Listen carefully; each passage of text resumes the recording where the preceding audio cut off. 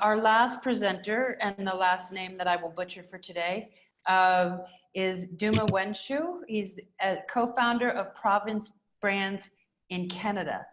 So this is a beverage technology company that has developed a first of its kind patent pending process for brewing fermented beverages from non-starch plant materials.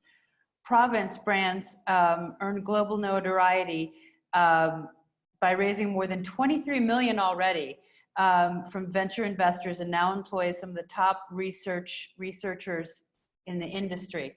Prior to founding Province Brands of Canada, Mr. Wenshu co-founded and ran a Colorado-based cannabinoid research firm which sold to Canopy Growth for more than 400 million Canadian dollars. Congratulations on that. So there are 13 employees of Province Brands. We've talked about the funding round already. I'm just going to turn it over to you, Duma. Welcome. Thank you. And I am sharing my screen now. I hope you can hear it. This will be a lot of fun today because we are talking about beer. And what a lot of people don't realize is that people have been brewing beer since long before recorded history. These days, the brewing industry is a 900 billion Canadian dollar industry. In fact, 1/3 of all the alcohol sold on the planet is beer. And despite constant improvements in how we brew beer, almost all the world's beer is still brewed from barley. Not hops, by the way. A lot of people think it's hops. That's just for flavor. And technically, you could use other grains. Most people don't. So it remains that for millennia, it has been chemically impossible to brew a beer without starting from some kind of a grain or a starch. And this limitation has caused so many problems for the brewing industry over the years. In fact, there's a whole new problem with this coronavirus that is disrupting global supply chains, and brewers are worried about where are they going to get their grains. Now, this is just one of the many problems that our patent pending brewing technology solves. We are, as she mentioned, a beverage technology company, and we are dedicated to creating a better class of beer. And thanks to the hard work of our incredible research and development team, we have effectively created an entirely new brewing tradition. One which allows brewers to grow directly from the plant to the pint. And to brew beer, for example, from any kind of wood or shrub or grass or whatever's locally available, or even to brew from plant waste. A great example of that is we were recently approached by a global spirits company, and they asked if we can take the leftover parts of the agave plant when they make their tequila and turn that into a beer.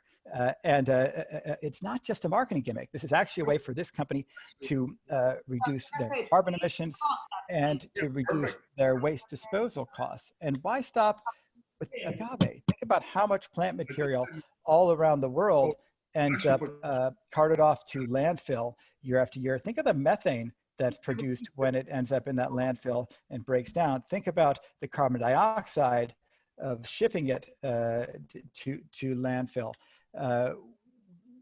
With our technology, we can avoid all of that. We can also brew from food waste. We can brew from the spent grains, which are left over from traditional brewing and distilling. And we can brew from hemp or marijuana waste from industrial production. And when we do that, we can make products that are alcohol-free and intoxicate using marijuana or its phytocannabinoids. No matter what we brew from, our products have less waste. They're lower cost. We believe at large scale, they're about a 20% savings over traditional brewing. And they're less harmful, not just to the environment, but for your health. Lower calorie, gluten-free, and they'll contain xylooligomers, which are prebiotics. If we make the beverage from hemp or marijuana, it would contain phytocannabinoids like CBD. So how do we do this, right? To understand that, you have to understand how beer has been brewed for many, many years. First, you start by milling your barley. You then mash it and lauter it. And all of this is designed to create a sugar, which goes into your boil kettle. And from there, you can begin your fermentation. What we have done at Province Brands is effectively create an entirely new front end for the brewing process. So you start by chopping up the plant material. And in this video, you can see our team actually chopping up some hemp material that we're working with. Then you go into a cooking step in the process. Here you can see our team using our proprietary cooking process to cook the plant material. And then the next step is a liquefaction, where using these liquefaction reactors, we actually convert the solid plant material, as you can see in the still image, over a period of about 4 days into a liquid. And that liquid, as it happens, is actually a liquid sugar, which can then go into your boil kettle, and you can brew using all the same technology and equipment that you would have in the old-fashioned way. How do we generate revenue? Well, for one, we're launching branded products using this unique technology. First of those is Cambridge Bay. It's the world's first beer brewed from hemp, just 4 ingredients, no grain, no starch, no sugar, 7% alcohol, tastes just amazing. And in the Canadian cannabis industry, we are preparing to launch Daga Imperial, the world's first beer brewed from marijuana, actually brewed from the waste stream created by the cannabis industry here in Canada. And we recognize that we've got some pretty stiff competition here in the Canadian cannabis beverage industry, but we have an advantage over all of these big brands, because when they make marijuana beverages, they have to infuse those beverages with a marijuana oil in order to convey a psychoactive effect.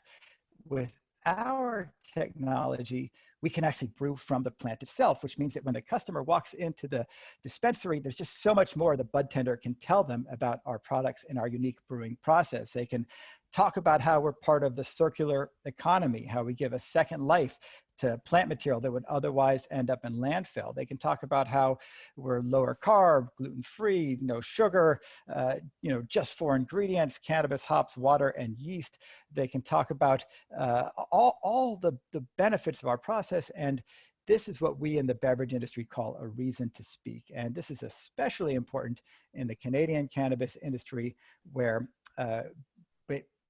paid advertising is not allowed, right? So that word of mouth really matters. Another way we can generate revenue, co-packing in our 123,000 square foot brewery, which is still under construction, but when we wrap up the construction, we have several LOIs to co-pack for other clients. And lastly, licensing this technology, not just to companies in the cannabis industry, but there's opportunity to license to companies in the alcohol industry and the functional beverage industry as well. As was mentioned, we've raised over the past 3 years more than $23 million. We are in the middle of a funding round. I'm happy to talk about that as well, but I will stop here and answer questions. Excellent. Thank you very much, Duma. That anyone may have. Thank you very much. I learned a lot about how to make beer. You just basically boiled it down to a minute, which was very impressive. So David Koenig, we haven't heard from you in a while. Do you have any questions for Duma? You know what? It was really good. The one thing, and maybe I missed it, is the 5-year projection, the 5-year forecast for the company. If we're looking mainly just international, we're looking to do domestic and international. So I don't know if you went through that part and I missed it. If so, I apologize. I didn't miss it. You know, when they give you 5 minutes to pitch, you got to leave a few things out. But yeah. I do have it on the screen right now, if you can see. So basically, this is an expensive process. There's a lot of capex. We do sort of. It does take us about 3 years to become profitable, and we have very, very realistic sales targets, as you can see over those first 3 years. I mean, hopefully we'll sell much, much more than that. And then when you talk about domestic, international, we're really focused on the Canadian market, but in year 4 and year 5, we do intend to branch out into the United States for the alcohol product, not the marijuana product, only the alcohol product in the United States, and into Luxembourg, where it's a tiny market, but they do allow marijuana product there. So we'd like to launch the marijuana beverage product in Luxembourg. And then just to show a little bit more on that topic in terms of the margin, which I'm sure is really important. That's down here, sorry. You can see our operating profit margin by different product category, and here our licensing is, just beginning in year 5. We wanted to be very conservative and not count on big global breweries licensing from us in day one, but it is very profitable, high margin activity. Marijuana product is a very high margin activity. Alcohol is a reasonable margin as well. Great. we have Thank you for time for- sharing. I appreciate that. Thank you. Yeah. One quick question. Anybody have a quick one? Maybe Matthew or Jay? No? Well, I'll make a statement because Okay. Duma has been in the industry for a long time, and he certainly knows what he's talking about. His pitch just continues to be more refined.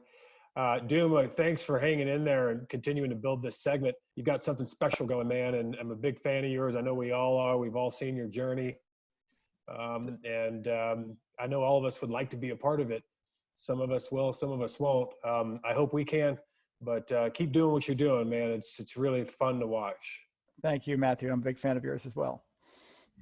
Excellent. Great stuff.